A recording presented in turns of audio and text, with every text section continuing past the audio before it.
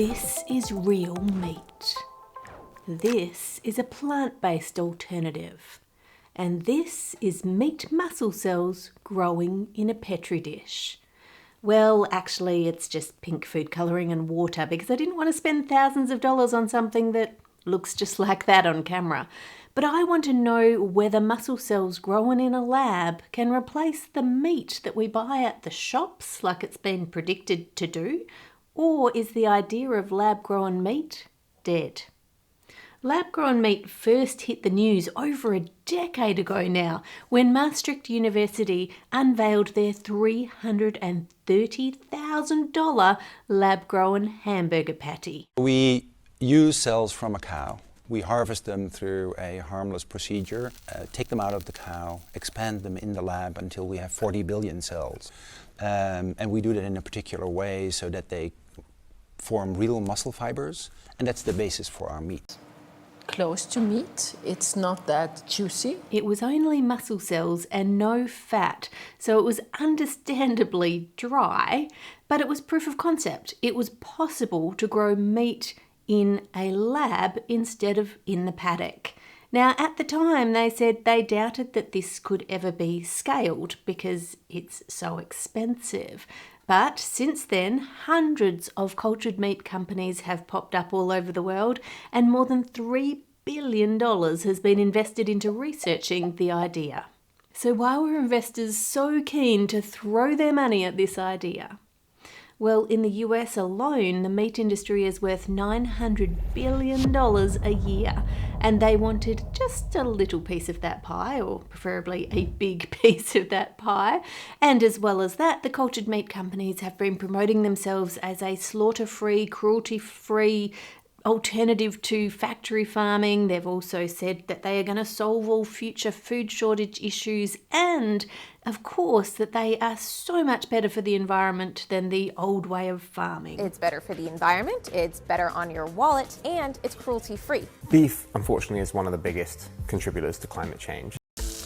Each step of the supply chain is doing damage. The only thing we need really is kind of electricity and energy input, and obviously we can power that renewably. Cultivated beef, when grown at scale using renewable energy, has a 90% lower greenhouse gas emissions, 90% lower land use, and lower pollution. As you know, when calculating the environmental impact of making a product, it is a huge sum. You have to go right to the beginning and go, okay, for every ingredient you need, how is that grown? How is that produced? And transporting that to where you are at the lab, and then the electricity, and then making the equipment that you need to run all of this stuff. And every little piece of the puzzle has to be accounted for to get to that end number.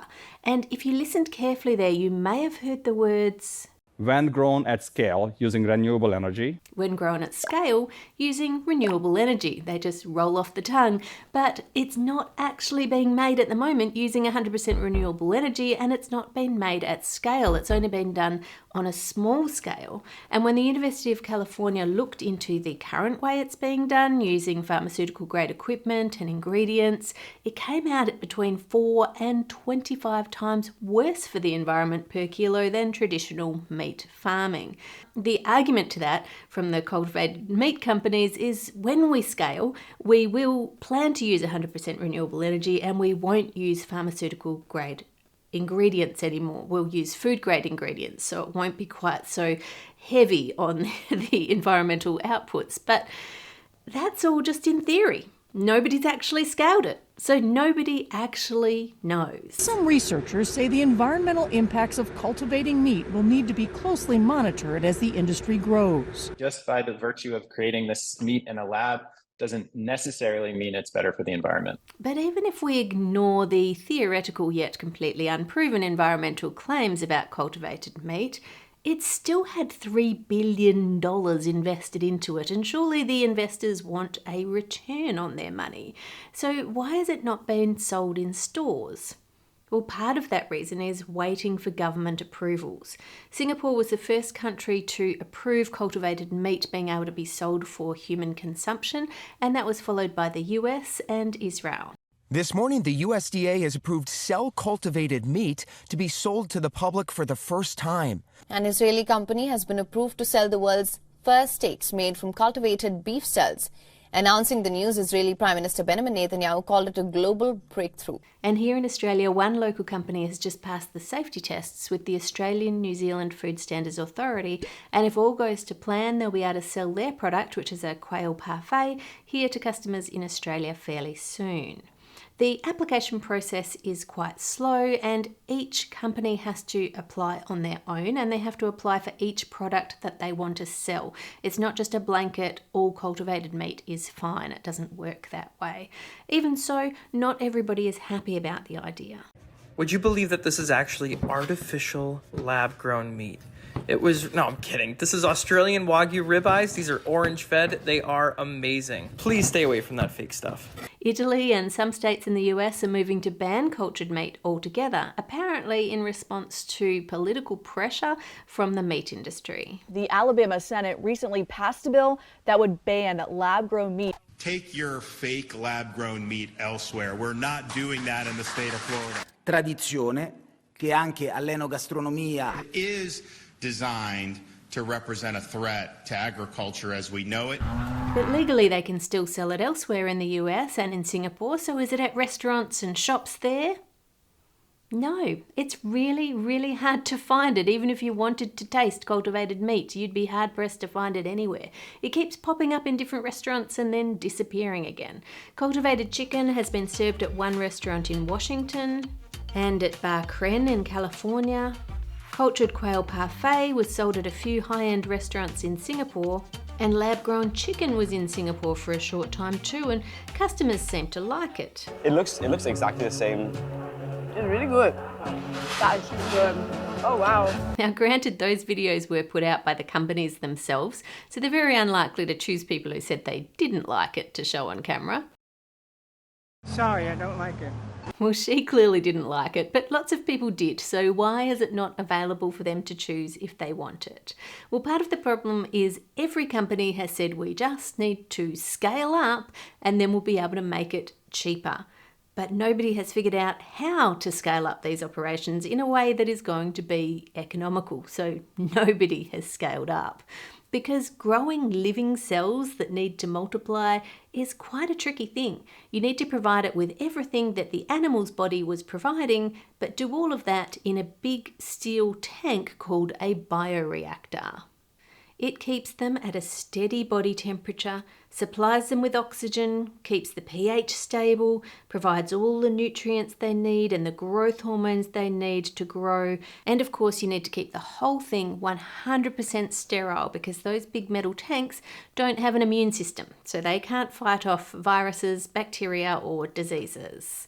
And the liquid that's normally in those tanks, in the pharmaceutical industry, they just use a liquid that they buy from a company that has nearly everything in it that the cells need, and then they add to it fetal bovine serum, and that provides all of the growth factors that are needed to make the cells multiply.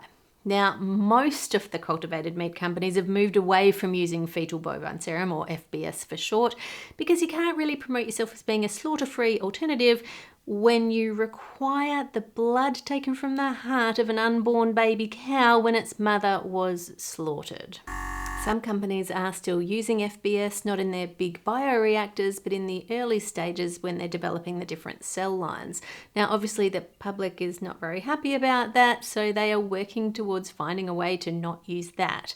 As well as that, they're trying to find cheaper alternatives to that nutrient liquid that the pharmaceutical industry just buys in because it's really expensive. But cells need lots of things. They need sugars and amino acids and vitamins and minerals and all sorts of things. The Thought Emporium has a really interesting video you can watch if you're more interested in that line of things, where he experiments using different drinks and FBS or FBS alternatives to see what cells grow well in. Gatorade and Powerade did surprisingly well. Here's Gatorade at 40% concentration. The cells look pretty healthy, nice and green, good morphology, not too much dead stuff.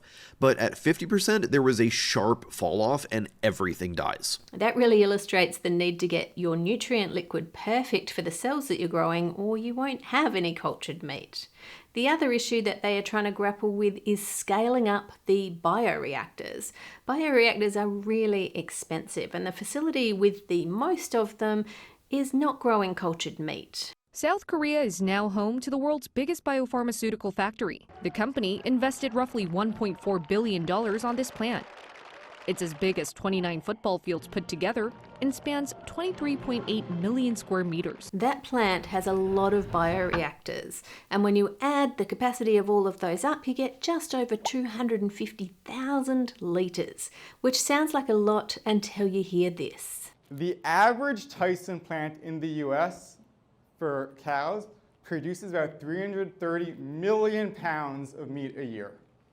If you were to take the biggest cell culture facility in the entire world, the biggest one in the entire world, which is Samson Biologics in South Korea, and that was to run every single hour for an entire year, it would produce less meat than Tyson produces in a day. So you'd need something much bigger than that facility to even scratch the surface. A few years ago, the company Eat Just announced that they were going to make a facility with 10 huge 250,000 litre bioreactors. Some people speculated that the cells might not even grow very well in a bioreactor that is that big because it hasn't been tested at that scale before.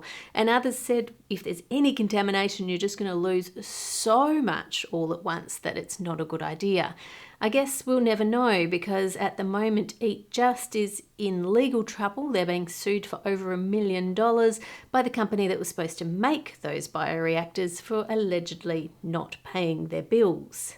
Another company, Upside, last year announced that they were going to start building a big scaled up operation, and then only 5 months later said the whole building was paused. You see, investment in cultivated meat companies is on a downward trend, possibly because nobody has solved that scaling up problem, and so nobody has got it to market in bulk yet. Basically, the cultivated meat companies need to come up with a cheaper way of doing this, or it's not going to be commercially viable. Some people are pivoting and coming up with the idea of doing hybrid products, which are a mixture of plant-based and cultivated meat cells to get the right taste. Eat Just has launched their product, Good Meat 3, which is just 3% cultivated meat.